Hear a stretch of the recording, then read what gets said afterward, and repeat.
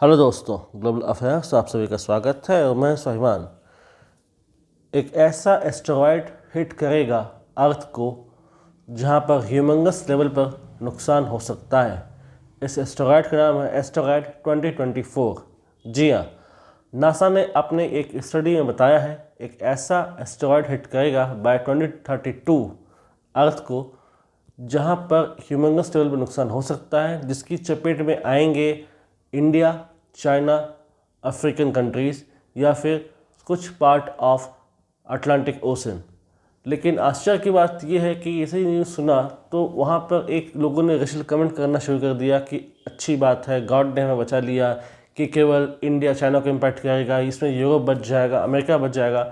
देखकर आश्चर्य लगता है, दुख होता है। लेकिन रेसिज्म काफ़ी हद तक नॉर्मलाइज हो चुकी है, लोगों के लिए बहुत नॉर्मल हो चुका है रेशियल कमेंट्स करना। फिर भी अगर इस एस्टेरॉयड की बात करें तो काफ़ी चिंता का विषय है। अर्लियर जब इसके बारे में प्रोडक्शन किया गया था तब कहा गया था कि 0.3% चांस है कि अर्थ को हिट करेगा। लेकिन दोबारा जब नासा ने इसकी स्टडी की और इसका इम्पैक्ट रेंज स्टडी करने के बाद उन्होंने कैलकुलेशन निकाला कि नहीं, 2.3% तक जा सकता है इसका इम्पैक्ट रेंज। और इसे बताया जा रहा है कि ये अगर हिट करता है तो किसी शहर को बड़े लेवल पर नुकसान पहुंचा देने की ये काबिलियत रखता है। इसमें इतनी ज़्यादा लीथल कैपेसिटी है। एस्टेरॉयड्स के अलग अलग इम्पैक्ट होते हैं, उनकी अलग अलग कैटेगरी होती है और नासा इस हिसाब से उनका कैटेगराइजेशन करता है फ्रॉम लेवल 1 टू लेवल 10। और लेवल 10 वाला हाईली इम्पैक्टफुल रहता है, वही लेवल 1 इज़ लीस्ट इम्पैक्टफुल, यानी कि उसका असर ना के बराबर होता है अगर लेवल 1 में है तो। फिर भी ये लेवल 3 में आता है, लेकिन नुकसान तो पहुँचा ही सकता है। इसको लेकर देखिए चाइना ने तैयारी शुरू कर दी है। अपना एक प्लेनेटरी डिफेंस फोर्स उसने बनाया है चाइना ने, और वो इसे आपदा में अवसर ढूंढ रहा है। अक्सर हम देखते हैं कि सेवियर यूएसए बनकर पनपता है। जब कोई एस्टेरॉयड या मीटेरॉयड, कोई इनकमिंग ऐसा ऑब्जेक्ट आ रहा हो फ्रॉम द अपर एटमॉस्फेयर जो कि अर्थ को हिट करता है, तो हमने मूवीज़ में देख रखा है कि USA emerge as an saviour of the humanity.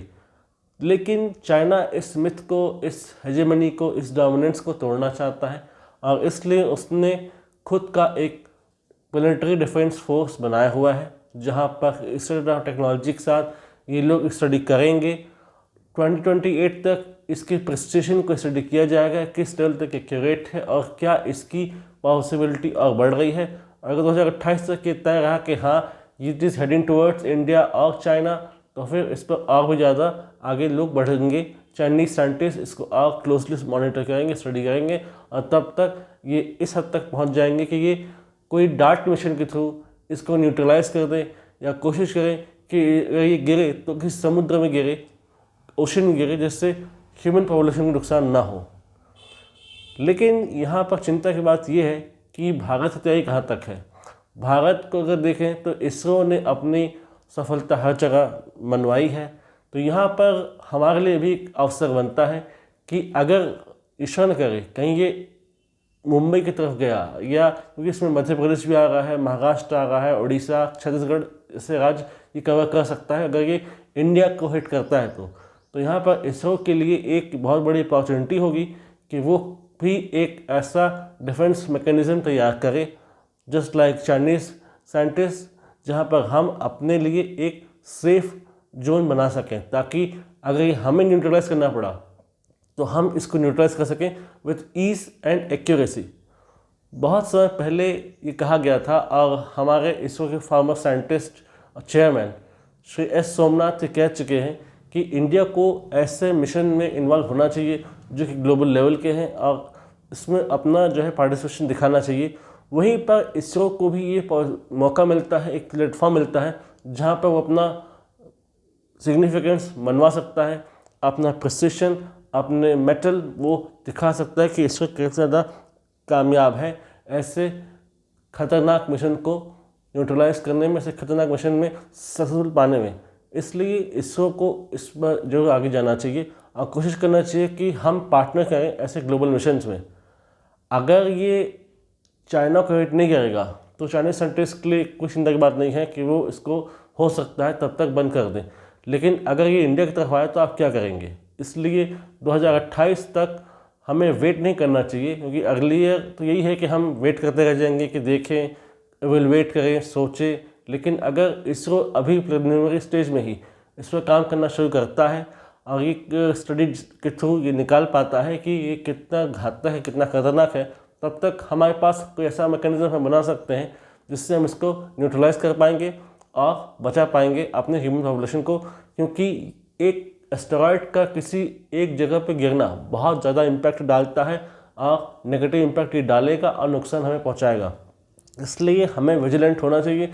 ISRO काफ़ी ज़्यादा रिसोर्सफुल है, काफ़ी इसके साइंटिस्ट नॉलेजेबल हैं, इंजीनियर्स नॉलेजेबल हैं, और उसने कई बार ऐसा काम दिखाया जो कि अनमैचेबल रहा है। इसलिए इसरो के पास ये पॉसिबिलिटी है, वो कैपेबिलिटी है जहाँ पर ये इनकमिंग एनी थ्रेट को न्यूट्रलाइज कर सके, इसे बचा सके भारत को। इसलिए इसरो हो या चाइनीज़ से स्पेस एजेंसी हो या कोई और एजेंसी हो, सभी को मिलकर काम करना चाहिए।